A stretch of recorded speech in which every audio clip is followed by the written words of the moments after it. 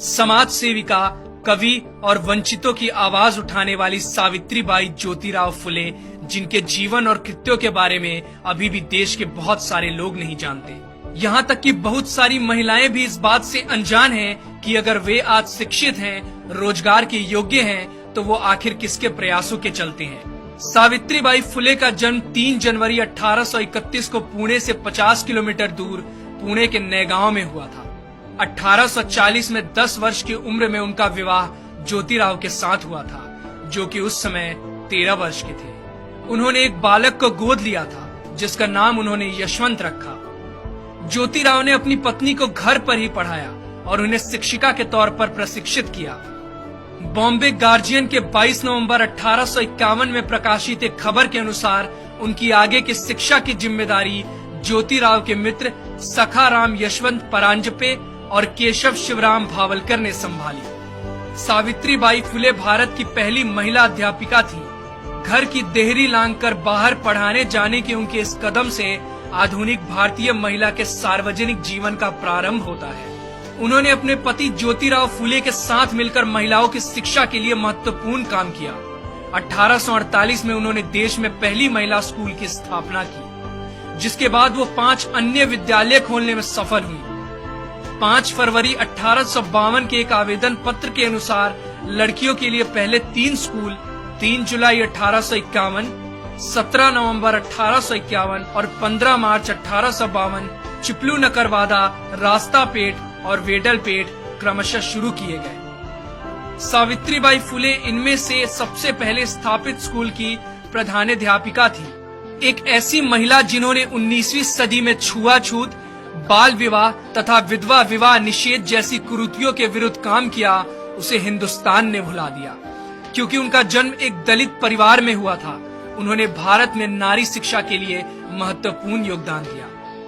भारत में सावित्रीबाई और उनके पति दोनों ने मिलकर शूद्र एवं स्त्री शिक्षा आरंभ कर नए युग की नींव रखी। सत्यशोधक समाज की स्थापना 24 सितंबर 1873 को हुई और सावित्रीबाई फुले इस संस्था की एक अत्यधिक समर्पित कार्यकर्ता थी। ये संस्था कम से कम खर्चे पर दहेज मुक्त और बिना पंडित पुजारियों के विवाहों का आयोजन कराती थी। इस तरह का पहला विवाह 25 दिसंबर 1873 को संपन्न हुआ।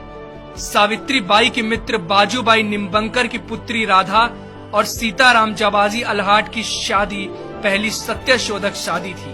इस ऐतिहासिक अवसर पर सावित्रीबाई ने स्वयं सभी खर्चे वहन किए। इस प्रकार के विवाहों की पद्धति पंजीकृत विवाहों से मिलती जुलती होती थी, जो आज भी भारत के कई भागों में पाई जाती है।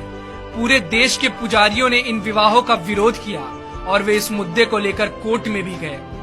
फूले दंपत्ति को कठोर परेशानियों का सामना करना पड़ा, किंतु इससे वे अपने पद से विचलित नहीं हुए। 4 फरवरी 1889 को उन्होंने अपने दत्तक पुत्र की शादी इसी पद्धति से की। यह विवाह आधुनिक भारत में पहला अंतरजातीय विवाह था। सावित्रीबाई पूरे देश की महानायिका हैं। जब सावित्रीबाई कन्याओं को पढ़ाने के लिए जाती थी, तो रास्ते में लोग उन पर गंदगी, कीचड़, गोबर, विष्ठा तक फेंका करते थे, जिसके कारण वो एक साड़ी अपने थैले में लेकर चलती थी और स्कूल पहुंचकर गंदी हुई साड़ी को बदल लेती थी। महात्मा ज्योतिबा फुले की मृत्यु सन 1890 में हुई। तब सावित्रीबाई ने उनके अधूरे कार्यों को पूरा करने के लिए संकल्प लिया। अगले साल 1857 में प्लेग की भयंकर महामारी फैल गई। पुणे क्षेत्र में प्रतिदिन सैकड़ों लोग इस प्रकोप में मर रहे थे। सावित्रीबाई ने यशवंत को छुट्टी लेकर आने को कहा और यशवंत के लौटने पर उनकी मदद से उन्होंने सासने परिवार के खेतों में एक हॉस्पिटल खुलवाया। वे बीमार लोगों के पास जाती और खुद ही उनको हॉस्पिटल तक लेकर आती। हालांकि वो जानती थी कि एक संक्रामक बीमारी है, फिर भी उन्होंने बीमार लोगों की सेवा और देखभाल करना जारी रखा। जैसे ही उनको पता चला कि मुंधवा गांव के बाहर महारों की बस्ती में पांडुरंग बाबाजी गायकवाड़ का पुत्र प्लेग से पीड़ित हो गया है, वो वहां गईं और बीमार बच्चे को पीठ पर लादकर हॉस्पिटल लेकर दौड़ी। इस प्रक्रिया में यह महामारी उनको भी लग गई और 10 मार्च 1897 को रात 9 बजे आखिरकार उनकी सांसें हमेशा के लिए थम गई। दीन बंधु ने उनकी मृत्यु की खबर को बड़े ही दुख के साथ प्रकाशित किया।